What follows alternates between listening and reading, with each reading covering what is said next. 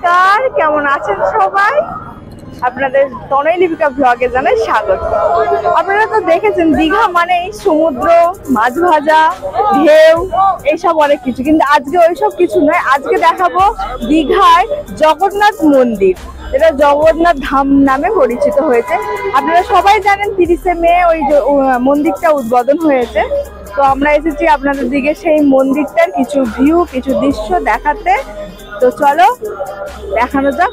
মন্দিরটার বাইরে থেকে হচ্ছে এটা হচ্ছে মন্দিরের বাইরেটা, মন্দিরের বাইরের দৃশ্যটা এটা। তারপর ধীরে ধীরে আমরা ভেতরে ঢুকবো। প্রথমেই দেখতে পাচ্ছি এখানে জুতোর মেলা বসেছে, প্রচুর, মানে যারা যারা ঢুকছে এখানে জুতো খুলে সবাই মিলে ঢুকছে আর কি। যার যার নতুন জুতো লাগার দরকার নিয়ে যেতে পারে, কোনো অসুবিধা নেই। তো এই যে প্রচুর জুতো, মানে জুতো রাখার কোনো নিয়ম এখানে নেই যে আলাদা নেই।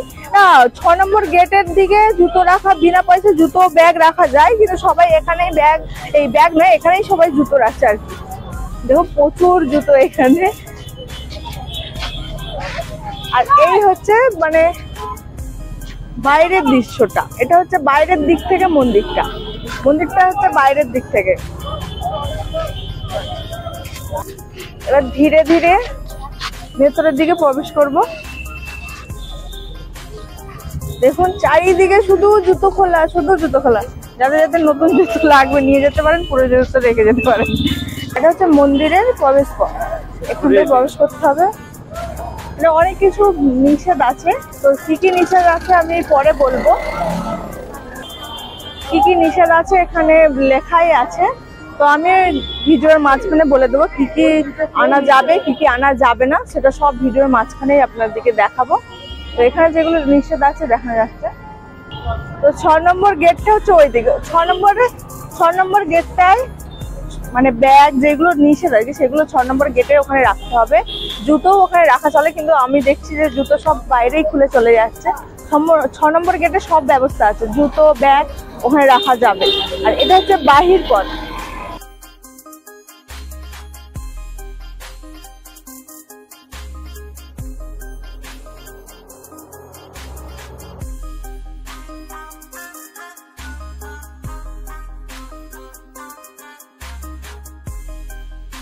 তো এটা তো বাইরের দিকটা আমরা দেখালাম, এবার আমরা ভেতরের দিকে প্রবেশ করবো। ভেতরে কি কি আছে আমরা সব আপনাদেরকে দেখাবো, চলুন ভেতরে যাওয়া যাক।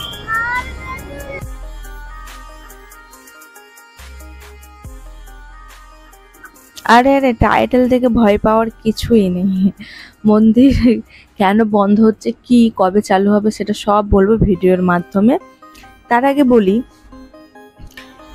এই জগন্নাথ মন্দির, দীঘা জগন্নাথ মন্দির এত সুন্দর, এত অপরূপ দৃশ্য করেছে, সত্যি মন্দিরের ভেতরে ঢুকে প্রাণ জুড়িয়ে গেল। যারা যারা এখনো আসোনি তারা ঝটপট চলে আসো দীঘার জগন্নাথ মন্দিরে। এই অপরূপ দৃশ্য মিস করো না। দীঘা স্টেশনে নেমেই দেখবেন অপোজিটে মন্দিরের চূড়া দেখা যাচ্ছে। দীঘা স্টেশনের অপোজিটে 20 একর জমি নিয়ে মমতা ব্যানার্জি অনুপ্রেরণায় তৈরি হয়েছে আমাদের দীঘার জগন্নাথ ধাম। এটা দীঘার জগন্নাথ ধাম নামেই পরিচিত হয়েছে। তো এই মন্দিরের এত সুন্দর, এত শৌখিন হাতের কাজ, মন ভরে যায়, সত্যি মন ভরে যায়। এত সুন্দর শৌখিনভাবে প্রত্যেকটা ডিজাইন করেছে, সুন্দর করেছে।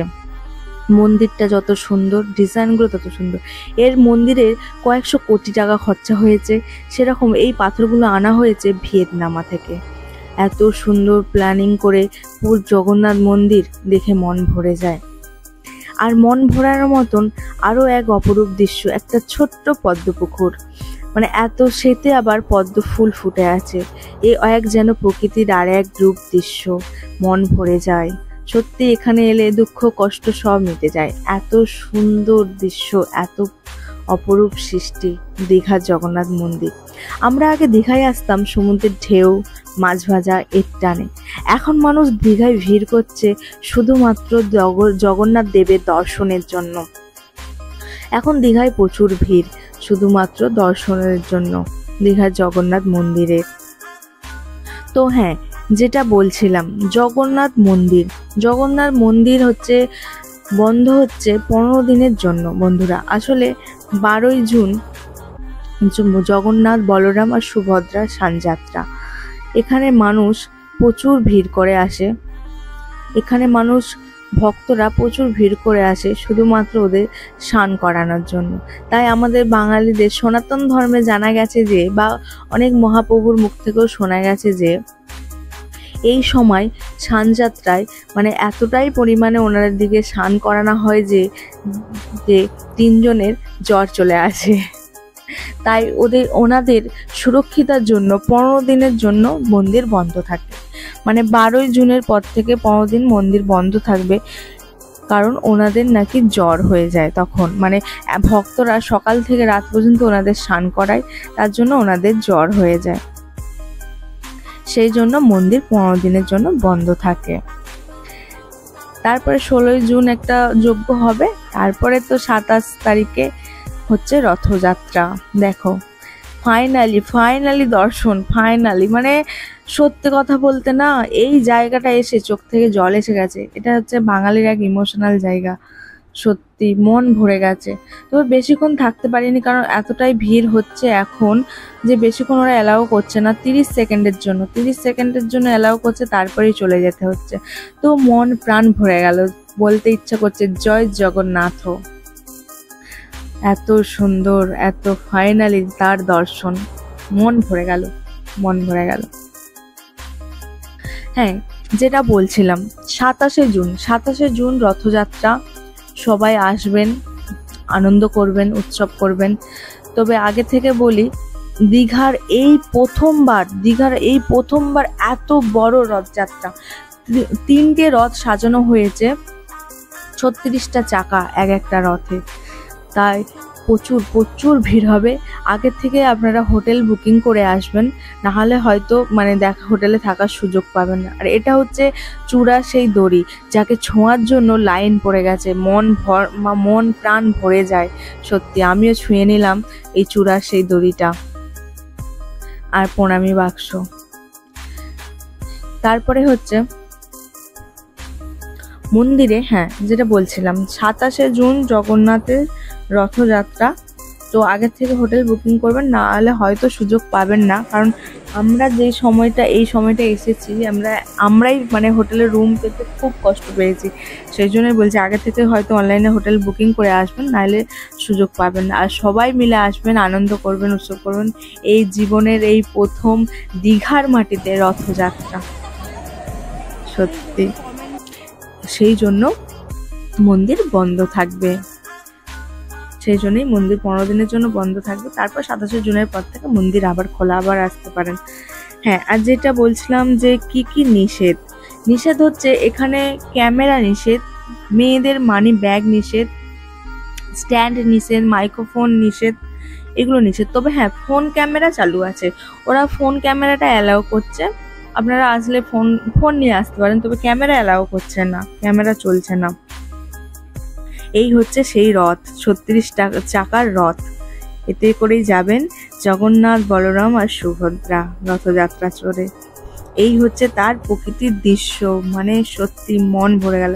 তো এখনো যারা আসেননি জগন্নাথ মন্দিরে দর্শন করতে, তারা অবশ্যই আসুন, মন্দিরে দর্শন করুন। তবে হ্যাঁ, এই 15 দিন বাদ দিয়ে, হয়তো 15 দিন এখন গেলে হয়তো দর্শন নাও পেতে পারেন, মন্দির বন্ধ থাকবে। আর একটা কথা, এখন দীঘার মন্দির নিয়ে অনেকে অনেক রকম সমালোচনা করে, পুরী আর দীঘা। আমার মতামত হচ্ছে, যেখানে যেমন সেখানে তেমনই মানায় বন্ধুরা। পুরী আমাদের পুরীর জায়গায়, দীঘার জায়গায়। সেটা পুরীও আমাদের একটা ইমোশনাল জায়গা, সেটা আধুনিক একটা যুগ, যেটা 500 বছরের পুরনো মন্দির, তার মর্মটা আলাদা। আর দীঘা জগন্নাথ মন্দির, যা একটা নতুন মন্দির হয়েছে, এর মর্মটা আলাদা। মানে দীঘার মতন, পুরীর মতন। তাই আমার মতামতে আমি কখনোই বলবো না যে পুরীর থেকে দীঘার জগন্নাথ মন্দির ভালো, কি দীঘার থেকে পুরীর জগন্নাথ মন্দির ভালো। আমি কখনোই সেটা বলবো না। আমার মতামত